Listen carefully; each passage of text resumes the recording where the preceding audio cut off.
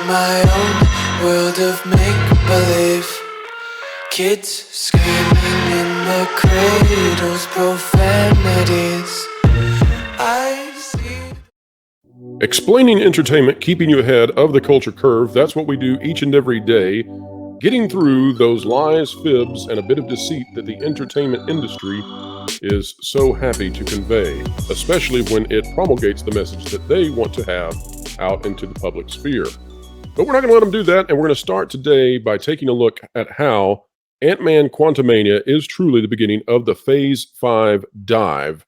Things are not good in the land of Marvel, and this is not a small blip on the radar. This is huge. Let's start with the Hollywood Reporter. This one by Pamela McClintock. Box office. Marvel's Ant-Man 3 gets mauled by Cocaine Bear. Suffers record 69.7% drop.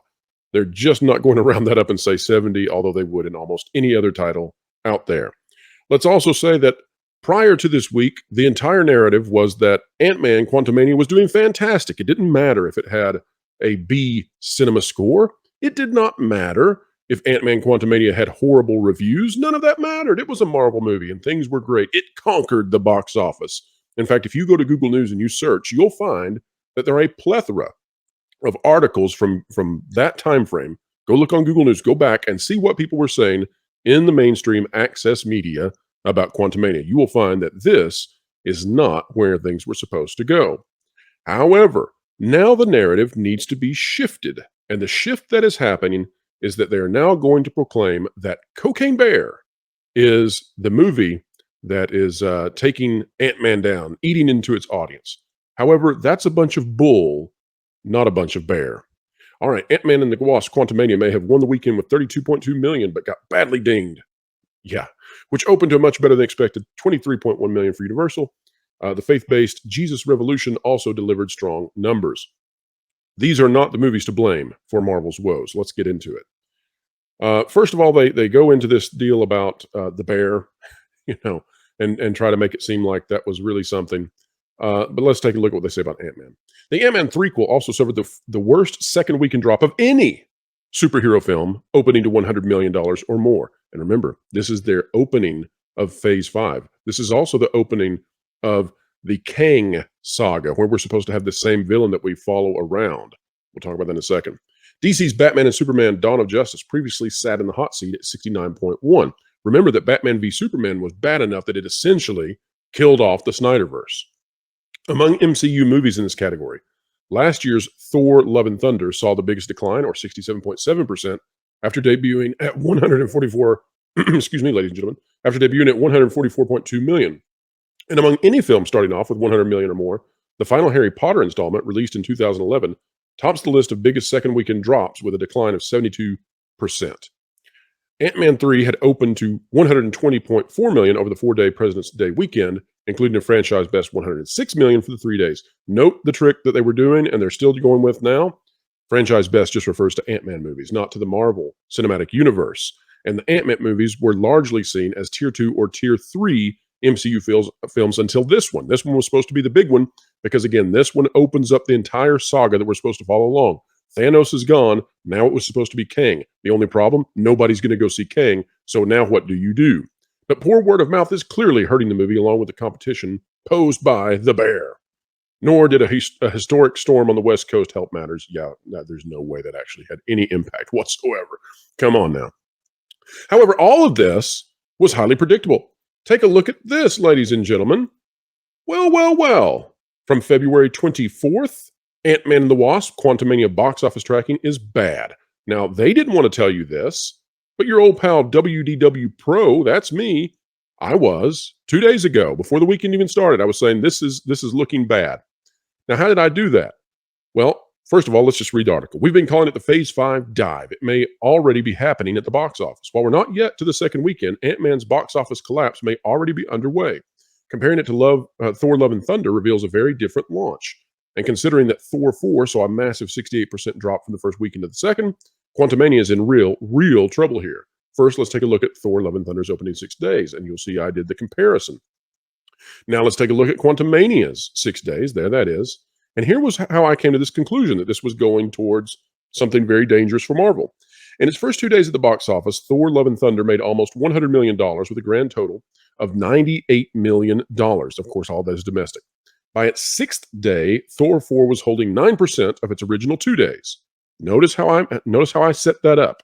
Compare the first 2 days of both films with where the hold was with the final day within the 6-day comparison, and then see what the trend line is.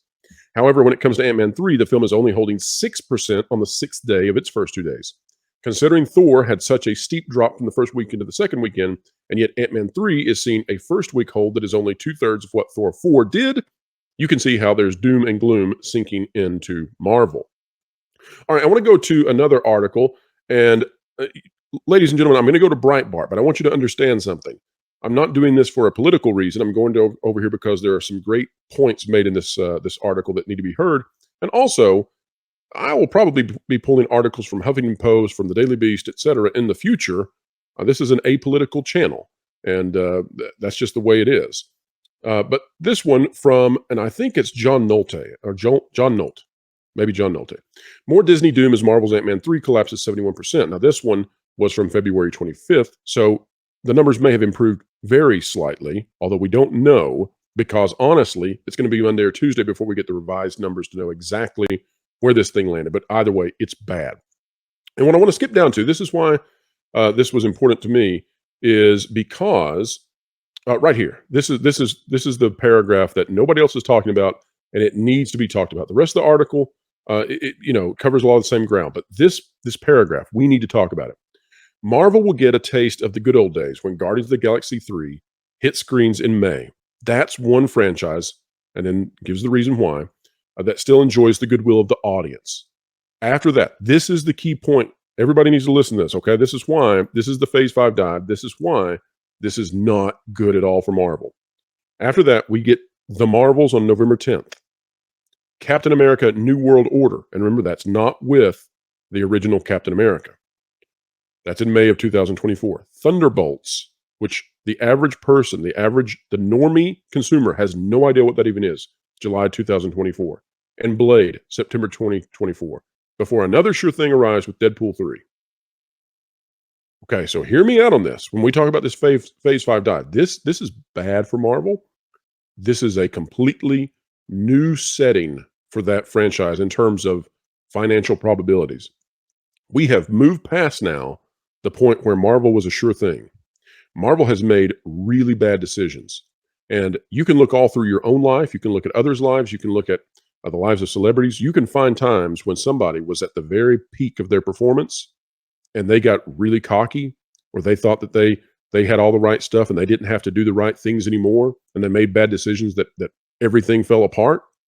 That's what's happening in Marvel right now. We've been talking about how this was going to happen. Now we're in the process of it happening. Look at this. Marvel's, I see no guarantee that does anything at all in terms of being a financial success. In fact, I think it's more probable that that's a flop now than before.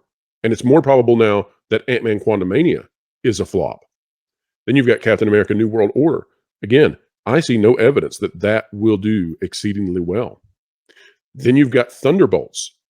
I can't even imagine what that might, why would that do well? And then Blade, which is in September, usually the graveyard for movies. September is not when you put out your good stuff. Deadpool 3. Besides Guardians of the Galaxy, which is headed by the person who's leaving to go run DC, Deadpool 3 is the next thing, and it's not until next year at the end of it. Marvel could be looking at flop after flop after flop because of these budgets where they're doing $200 million budgets with $100 million marketing spends plus. Ant-Man Quantumania needs $750 million approximately. $750 million approximately in order for it to break even. Right here, they've got it at $550 million. That's not actually true. That's a miscalculation.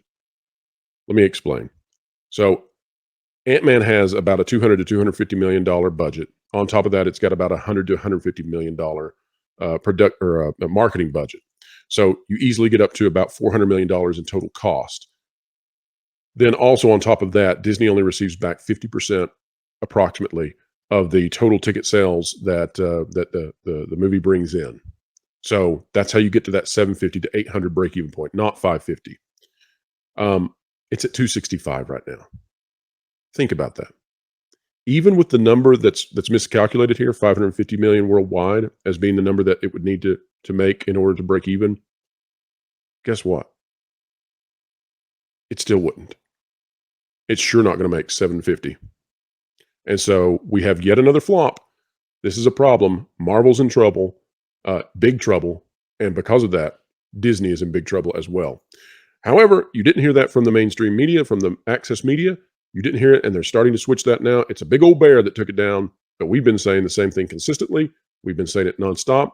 That's why you follow this channel. That's why you come here to get the information that's truthful, honest, and that peeks behind the curtain of the entertainment industry. If you like this kind of content, click like, share, subscribe, and you can stick it to those algorithms. When you click it, we're talking about that notification bell.